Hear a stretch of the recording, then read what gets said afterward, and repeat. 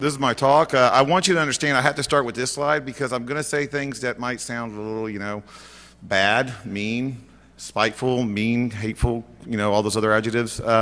I'm adorable, okay?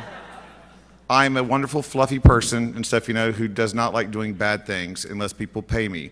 I would never try to kill you unless you pay me to try it, okay? I promise. So when I tell you those really harmful, terrible things that I'm going to be talking about, let's just remember the kittens, okay?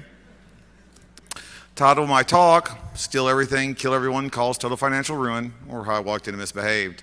Quite simply, it's because of the security fails. It's like I'm going to explain to you that the physical security and stuff, is one of our biggest weaknesses because people can understand two-dimensional versus three-dimensional when they're walking up through the front door. Jayson E Street, I have lots of letters behind my name, I promise. Let's start off with who I am. I've got a day job and a night job. My day job is I'm the AVP of Information Security at a financial institution. My boss is going to love this on Monday.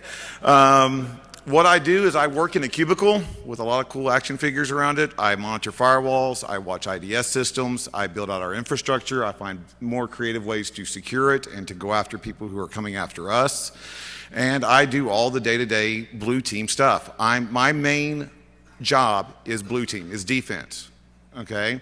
On the my night job is the CIO of Stratagem One Solutions, where I do pen testing maybe like 3 times a year and stuff. It's like basically I do speaking engagements like this around the world. It's like I've written a book, Dissecting the Hack, and I also do some other writing, and that's what I do at night. So I respond to incidents during the day, I create incidents for other people at night. So best of both worlds. I love these pictures because you see the first picture with the baseball cap. That was me standing outside for an hour in front of a industrial park building, secured facility, on a Sunday with no traffic, and the security walked by twice and did not think to stop me and ask me, what the are you doing on the sidewalk just watching our building? And he didn't put it in his report either, so bad on him. The second picture, looking dapper in the glasses, is actually me going to apply for a job. Yes, I'm wearing a black hat collared shirt because I like to come with warning labels. And I did not get the job, unfortunately. I was way underqualified for that one. I did get their data, so, win-win. These are my 2 favorite pictures of engagements I've been on. The one I'm wearing, the I'm a Liability shirt, I think is the best one because I stole a car in that shirt. I was at a hotel off the coast, and the valet gave me the car, and I had explained to him, I can't get in this car right now. And he's like, why? I says, well, because I'm stealing it. It's like they paid me to do an assessment. I'm a liability. And yeah, it took him a while to figure that out. And so, finally I had to say, you might want to take this back. I think the owner's going to want it. The next one is my favorite. One of the most secured facilities I've ever seen in my life, right across the street from Ground Zero. SWAT teams, with K9 units with their machine guns walking through the concourse, 8 security guards in the main elevator lobby and stuff, not including the business lobby. That's me in the upper floors wearing an actual valid badge and a shirt that says, your company's computer guy. I like that picture a lot. And we'll get more to that story in a little bit. So I do have a CISSP. I think the code of ethics say that I have to put a Sun Tzu quote in my talks. There it is. We're in the intro, halfway through, so far so good. We're going to talk about the one fact that we have to face when we're dealing with this subject. We're going to talk about the 2 rules that I go by when I'm doing an engagement, and then the 3 outcomes from those 2 rules, and hopefully a good conclusion discussion. Let's face it, you're going to the award ceremony right after this, but still, we can hope. Why this talk? I gave a talk last year on the 36 Stratagem. It was talking about the beginning of social engineering. It was talking about things that you could do to try to get into the buildings. That was the part 1. And quite frankly, I got some feedback afterwards going, it's like, man, Jayson, that's some basic concept stuff. It's like you weren't showing any kind of NLP or, because I can't. I am not a professional social engineering expert. I don't know about NLP. I don't know the psychology, facial recognition, mind ninja techniques. I still get in. I have a 100% success rate of getting into facilities when I'm doing a social engineering engagement. So it's not that I'm that great, trust me, anybody will tell you that. It's our security is that weak. So these are educational and hopefully in a funny way kind of talk just to give you an onset of where to go look for more stuff, and then hopefully have a good chuckle while you're doing it, okay? You're not going to learn anything new, but hopefully you'll remember something that will make you go look at something else, and you'll be better for it. So this is part 2, because now I'm not talking about the social engineering part so much as this is all the damage I'm going to do after your security guy let me through the front door. Because number 1 fact, I'm getting in, okay? This is I took this picture, I kid you not. I'm going to meet the guy for the first part of our meeting, and as soon as I opened up, I got into the concourse and I saw the door, the employee door for the secured area. I was like, oh, you got to be joking me. I walked right over, pushed 135. Guess what? I got in. I would have tried 531 or 315. You know, I would have tried, but look, see how they're rubbed off. It's like, I mean, it just didn't look at the guy's face when I showed up 10 minutes before our meeting, and no one knew I was there. So that was fun. Here's another one. I went to go to apply for another job, and when I'm on these engagements, I like to be bad. So when I signed in to the receptionist, I stole the pen. I'm a bad guy, was what we do. So as soon as I finish getting the pen and signing in, I ask to go where the bathroom is. It's not because I drink so much freaking Diet Pepsi. It's just because I get lost very easily. And I will wander buildings looking for that darn bathroom for hours.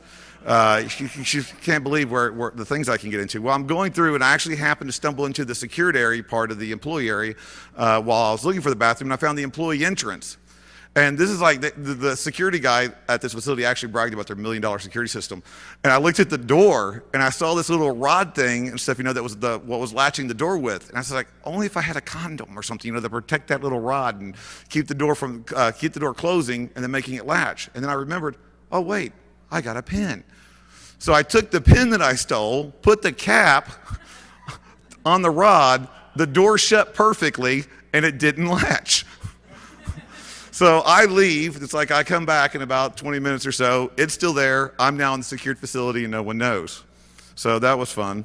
I am not oh, actually, we're right here. Okay. So I'm not a master locksmith. I tell people I don't have to be a master locksmith, okay, if your people will let me through the front door. Okay. I don't have to be a massive ninja coder, which I'm not. It's like if I can just steal the hard drive with all your data. Here's some of my master lockpicking skills in action. I'm terrible with the lockpicks, but I'm awesome with cardboard. Door back to being open now. It's down from a dumpster.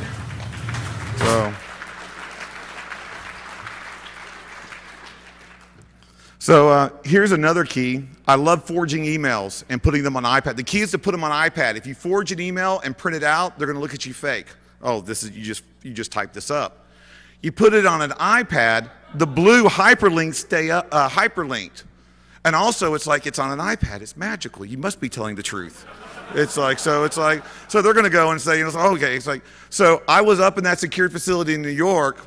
The network guy noticed an unusual amount of traffic coming from the CFO's assistant's computer and going to their main server, and was wondering what was going on. It was me.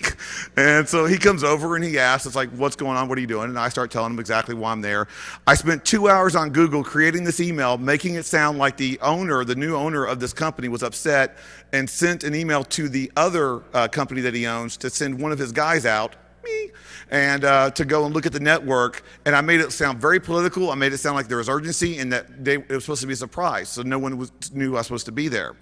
So I showed this to the networking guy. Well, he sent me to his office. We went to his office and we talked to the CIO for about 10 minutes, and the employee then started to escort me around to all the other computer desks and stuff, you know, so I could plug in my malware. And I had an employee escort, so I had to be okay. So it's like I actually can finish the rest of the engagement and stuff, you know, having someone help me and make sure that the people knew I was okay to be there, and plugging in my USB devices and doing whatever else I needed to do. So I really love that email.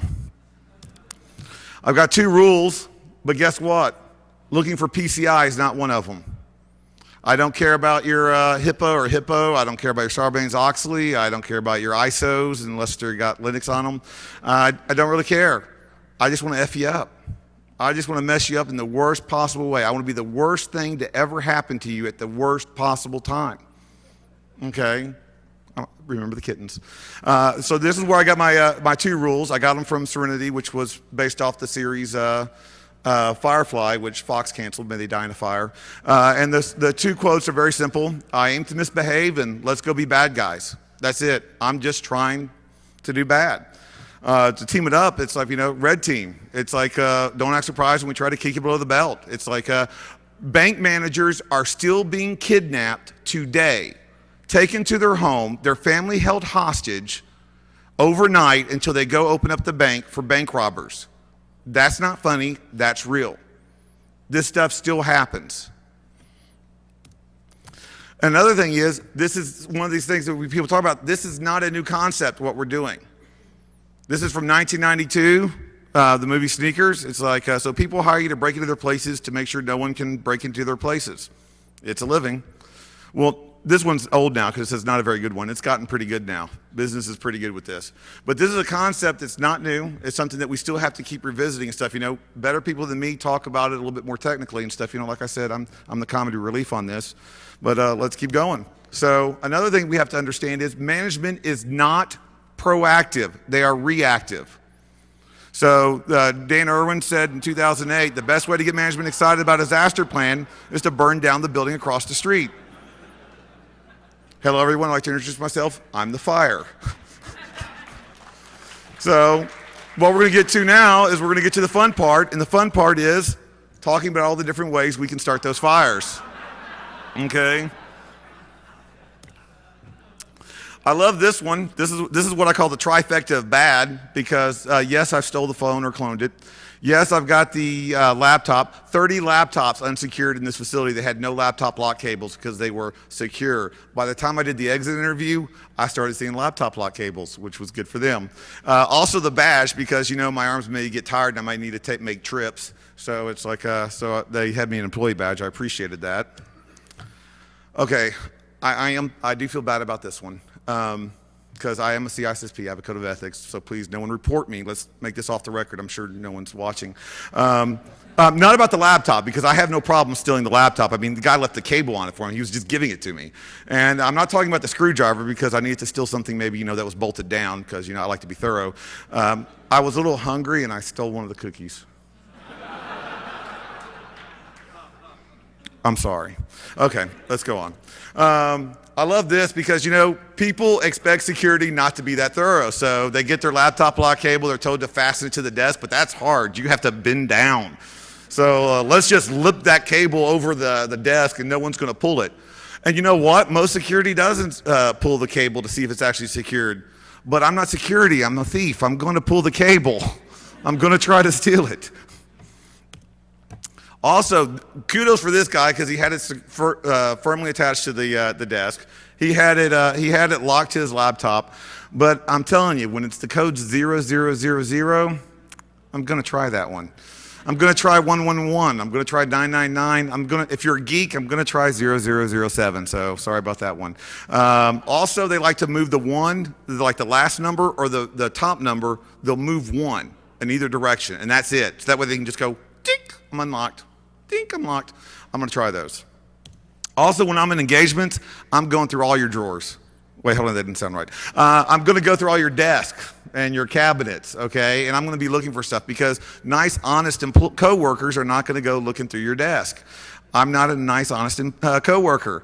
This guy had his laptop locked, totally correct. Everything was right, and then he put the keys in his top drawer. So now not only did I steal his laptop, but now I have a nice, really shiny laptop cable and stuff, I can protect from someone stealing it because I hate it when they steal my stuff that I stole. The only reason why this picture was in here is because I stole the iPod because that's like totally freaking retro. How awesome was that? This is another trifecta. It's like I stole the purse, I stole the car keys, and yes, I stole the phone. Let the record state, I did not steal the lunch. Okay, I felt really proud about that. But now hold on. Let's cut it for a second. I took the car keys, took the driver's license out of her purse. I then go to the parking lot. I find out what car it is. I unlock the car. I go back and put her car keys back. She comes back after work. I'm in the back seat with a gun, telling her that I've got her driver's license, showing her that I know where she lives, that I've got people there that will kill her family if she does not go back into that facility, steal all their data that I need, and then come right back out. And that we're tracing and we've got her phone cloned and we can monitor it. Employees need to know that their personal belongings are theirs, but the impact can be severe for them as well as the company. That's why they need to secure their stuff. Now let's remember the kittens real quick. Okay. When you have this many frowny faces on a slide, you're just effed, okay? It's just game over. You literally gave me a blank check to steal your credit and your identity, and trust me, my credit sucks, so I'm taking it, you know. Thanks for leaving the Social Security card there because it's got your signature on it, so I know exactly how to forge it. It's like, that was very helpful. Not many people are that kind. So, when I stole the first car, the guy sort of cheated and let some people know that I was going around and doing stuff like that. So I said, well, screw you. 2 o'clock in the morning, I walked in, grabbed 3 Mercedes-Benz and a Beamer, and just took them with me. Less than 66 seconds, so Nicolas Cage beats that. The look on the guy's face, when the manager's security's face, when I walked to him and I dropped him those 4 keys was priceless. I wish I could have included the picture, but it's on my desktop at my home. So some countermeasures. Employees need to know that this stuff matters for them as well. Make sure they're locking their desk, securing their property. They secure their property at home. They secure their property in their car. They need to secure their property at work. Also, no tailgating. You got to make sure that they understand that they shouldn't tailgate. It's like they shouldn't, because you know what I'm doing? I'm coming in a wheelchair. And I've got like 4 books. And it's like, oh man, Jayson, you're a douchebag. And I'm like, yes, I'm a bad guy. I'm trying to steal from you. Do you really think I care that you're going to feel lesser about me because I'm not supposed to be in a wheelchair? No, I'm evil. It's like, so what I'm going to do is, and trust me, when I go up to that door and I got these books, you're really going to be the asshole who's not going to let me in the door? I mean, seriously. No, you're going to let me in, and I thank you for that. Your employee's not going to. Your employer's not going to, but I will. Also, if you see something, say something. You don't have to personally tackle the guy if you think he's suspicious, okay? You do have to call security. You need to start empowering the employees to understand they are part of your security team, and they need to start acting like it. So, yeah, here's the real warm and fuzzy side. We're actually going to talk about how, to kill everyone, because that always brings up a crowd on a Sunday night. This was taking pictures at 2:30 in the morning. I'm in a hotel somewhere, different hotel than the car, and I'm inside a mechanical room. I'm wearing Pepsi pajama bottoms over some cargo pants with some really bad things, and a white t-shirt, and I'm barefoot because I took all my clothes off in the bathroom in the guest area of the hotel and changed into that, and then started walking around to see what I could do. I could do a lot because you notice one important fact in this picture. There are no padlocks on any of the switches. I will tell you this right now, I've got some OCD like you wouldn't believe, okay? If that switch is on, I'm turning it off. If that switch is off, I'm turning it on, and if by golly, if there's a red button, I'm pushing it twice, okay? That's just how I roll, okay? Now, I want you to understand, I'm not a total jerk, okay? It's like, because yes, I'm going to start a fire in this room, and yes, it's going to have some poisonous chemicals in it, so the smoke will go through the ventilation system that's right there. But I'm not totally terrible because, I mean, it's 2:30 in the morning. Who wants to get woken up at 2:30 in the morning listening to this ringing alarm sound going off? So I'll silence the alarm system for you because it's like, I mean, I don't want to be rude. The only thing worse than having that alarm going off in your ears and stuff, is someone throwing cold water on your face when you're trying to sleep. I'll turn the sprinkler system off for you too, okay? It's like, I don't want anybody to get all, wet and drenched and stuff. There's a fire going on. That'd be dangerous. Oh, wait, hold on. Yeah, maybe not. Okay. So another place that I think is great to kill people is the kitchen. It's like, this guy didn't even ask who I was there, but, most people don't. So just to bring that home, here's a nice little video. Is there any law enforcement from Malaysia in here? Okay, good. This was a video that I took in a Malaysian hotel. I was wearing this shirt, and I'm in Malaysia. I don't blend well, so let's see what happens. Here we go.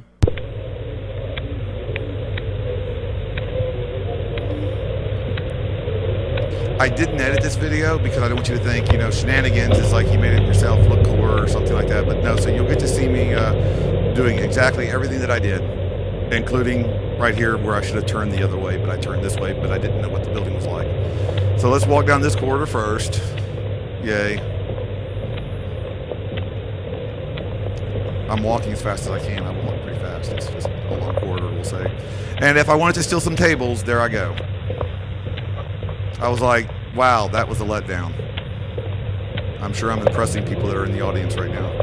So I decided to keep going. I'm a hacker. We don't give up the first try, right? So now, if you get motion sickness or seasickness, take Dramamine or look away for a second, okay? Because this gets me. I wasn't joking. So I come up against this door here, and I'm thinking, oops, there we go. So I come up against this door, and I'm thinking, oh, this is awesome. The reason is because it's secured, and it's got stuff in there that you want protected, so you put a padlock on it, but then you don't padlock it. So one, thank you for that. What could you be protecting? I don't know. Let's see here. Oh. I did not go in there with an Uzi or an AK-47. I did not bring C4 with me. I just walked out of that closet with napalm. I just walked out with poison. So let's see what I can do. Well, first I got to find a place to do that. That's going to be a long search, you know, looking for the proper place to deploy this kind of stuff. Let me turn around and, oh, I'm in the kitchen. That was quick. So let's walk through here. Everybody say hello to this guy. He didn't say hello to me, the jerk. If it was a little bit later at night, I'd be, you know, tampering with right there's the refrigerators for the food supply. I would destroy your food supply. Even if you detected that it was poison, it would be useless. You would have to destroy all of it. That's some coinage right there. Here, I'm going into another room. I could have gone to some of these other doors. I wasn't really trying, especially since I didn't have permission. I mean, since they didn't know at first, it's like they said it was okay first, afterwards. Here's the mechanical areas. This is where I start my mechanical fires using the napalm. You notice those two guys there, so I have to use social engineering countermeasures. Let's listen.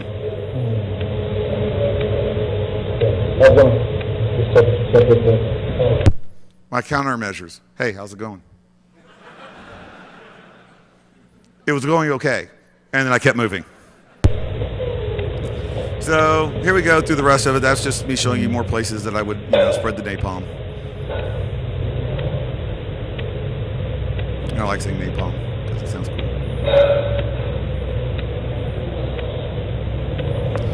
One of the other things, you notice that they protect guest information really well.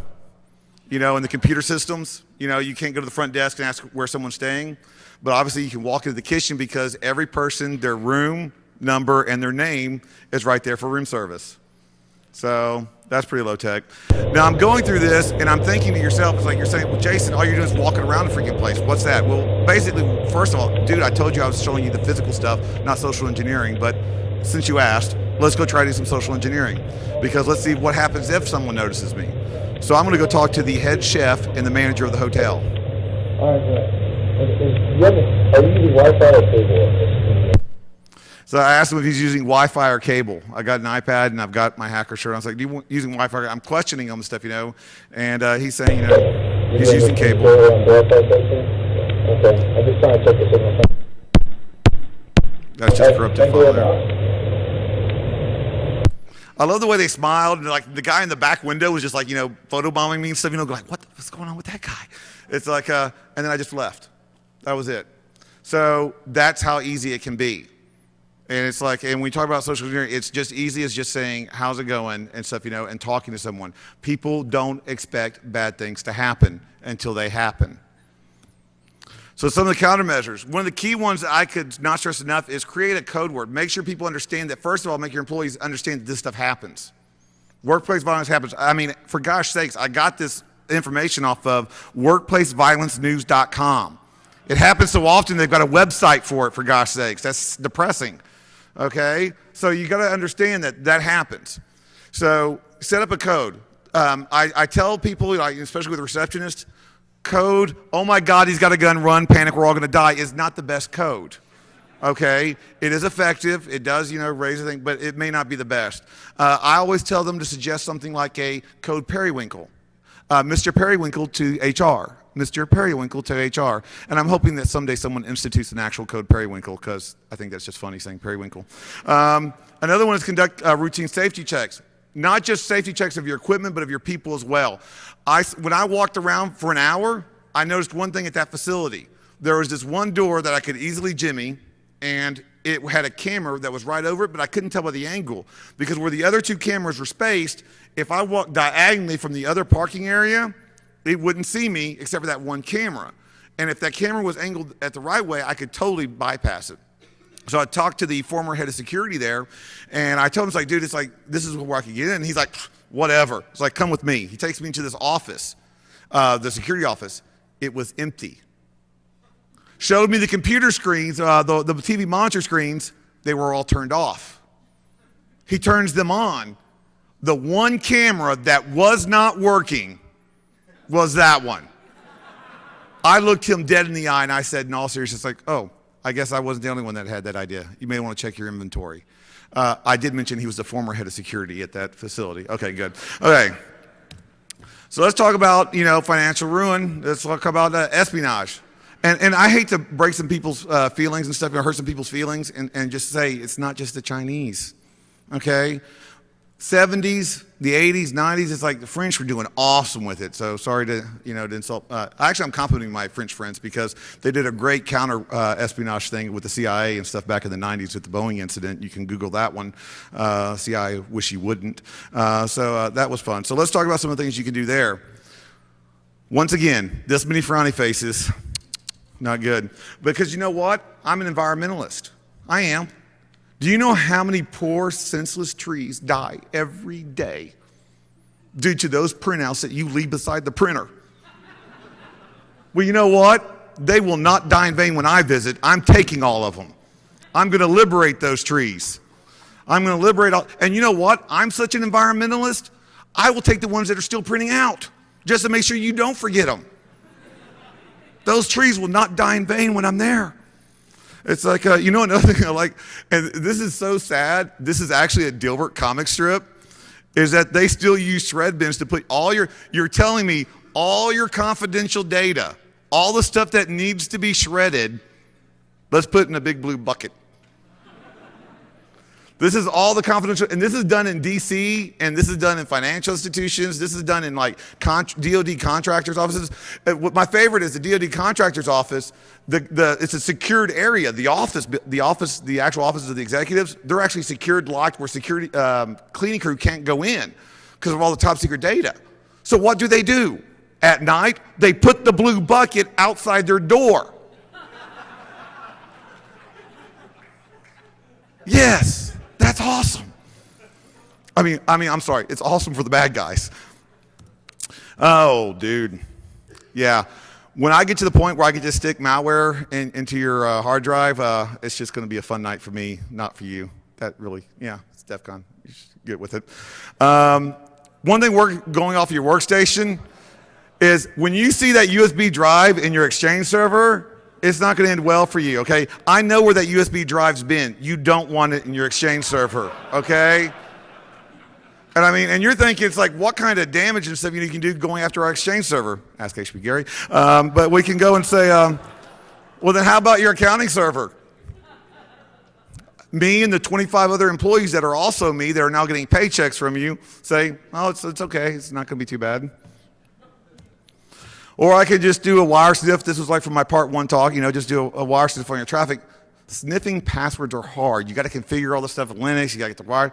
Like I said, I'm not that technical. I'm not that, bright. It's like, why don't I just get them off your monitor? Okay. I love this one. I actually tried bracket, leave blank, bracket first. I gave them the benefit of the doubt. Okay. And yes, it was just hit enter. This is my favorite of all time. You know why? Because this was at a pharmaceutical bio whatever research lab and stuff, you know, where I'm supposed to be dealing with rocket scientists, right? The password, first of all, they shouldn't have written it down at all. But the password was that scratched out was actually an alphanumeric special character password. It was very complex and it was hard. So they scratched it out and put it to welcome. So, and it was all lowercase. I tried the capital first because, you know, they're rocket scientists. The one thing worse than seeing me in Pepsi pajamas, you know, ask my Curial, is actually seeing me in this suit. Because if I'm in this suit, I am out to screw you over terribly, okay? Because I'm wearing my vest of doom. I call it the vest of doom because I think it sounds cool and I'm reliving my childhood. If you want to know more about the vest of doom and all these little toys, it's in my part 1 talk that I did last year. It's like, but now I want you to know I've got a vest of doom 2.0. Let's see some of those things, okay? I've got some video recorder USB pins right here. Not only am I keeping one in my pocket, I'm going to actually be going in and leaving them in your little cup holders that you leave so I can record you logging in your passwords, carrying on your conversations, things like that. So that's awesome. If I'm the tech guy, I got my nice little handy 8 gig USB flashlight video recorder that I'm stealing your data off of. And as you remember the little bouncy Dramamine, that was because it was taken on my 4 gig audio video recorder watch. When I walk into your facility, I'm a walking, talking Google streetcar, okay? I'm capturing everything I can. Now, I got another device to my 2.0 vest. This was something that was given to me by a 3-letter agency in DC. I'm not, the only reason why he gave me this device and stuff, you know, which cost billions of dollars of research, he said, was that I was to never talk about it in public. So this device he gave me is actually a USB keystroke logger. It's undetected by any antivirus. You can plug it in. It's very streamlined. It's undetectable stuff, you know. It's very hard to spot when you actually plug it into the device and it records all the keystrokes. You're right, I'm lying. I got it off of ThinkGeek. ThinkGeek. I like to put this for, you know, for the QSAs and for your executives, you know, that you want to talk about their slides to and stuff, you know, and tell, when you get back and tell them about these things, let them put it in a different way that they understand a little bit better. The risk matrix. Available at a Geek and Gadget website? Well, we discovered that's a near certainty, okay? Being able to log the CEO's keystrokes? Yeah, I'm going to go with catastrophic on that one. Now, you see all these other devices, you see all these pins, you know, all these devices. Those were acquired, it's like, you know, from a very, I mean, you have to be a select group of people, okay, to be able to get access to that kind of technology. I mean, I think everybody is familiar with that kind of access. I think everybody here has that access. It's called frequent flyers. I mean, you talk about hackers getting this kind of data. Okay, I'm an accountant. I really hate my boss. I really hate my job. I want to go somewhere. I want to steal a whole bunch of stuff from the company first. How can I do that? Oh, I'm on this flight. Oh, look, SkyMall. Oh, I can put keystroke logging and spyware on his my boss's computer. Oh, I can, you know, have a USB recorder and stuff, you know, pin and take video of our company secrets. And yes, I can actually have a voice recorder so I can record our top secret confidential conference meetings. This is not hard. That is one of the biggest things. You know, you hear, I see these talks and it's like these guys are like the rock stars and they're super elite and stuff, you know, and they deserve all the credit and all this stuff. But I'm telling you, it's not just that. I'm the reverse of that. I'm the guy saying, it's so easy, even I can do it. Okay? It is like, it's just the general stuff. People are so busy protecting their stuff from these very high level attacks, they're forgetting, oh, SQLI, oops. Sorry, Sony. You know, it's like, sometimes it's a low-hanging fruit. It really is the low-hanging fruit they're going to go after. So you've got to be protecting that as well. You got to be protecting from these kind of threats as well. This is one, I love this one. I took these pictures. This is the Pony plug from Pony Express. I took these pictures at a bank branch out on the West Coast, and I did 4 branches, 4 attempts, 4 successes. After the 4th one, they told me to stop. The reason why is because I walked in, I was wearing a blue DEFCON shirt, work shirt, I come with warning labels. And I told him, it's like, I'm here to check. We have been having brownouts at the corporate office, and we need to check to make sure that the power fluctuations aren't affecting your operations here. So what I'm going to need to do is I need to plug this device into your here, plug into the network so it can take the readings and report back to the home office exactly what's going on. And by the way, I need to go in and check your make sure all the computers have proper power surges and UPS units working. I used a false name that I had no ID or identification for. I used a fake company and a fake phone number. I signed into their vendor log. If I would have come in there with a ski mask and a shotgun, every single person would have reacted exactly the right way. They've been trained to handle that. They were not able to, they did not expect the geek factor, and they walked me through the teller area, the drive-through area, and through the back rooms where the actual money is, not the shiny little vault thing, but the big safes with the actual money in it. What kind of damage could I have done?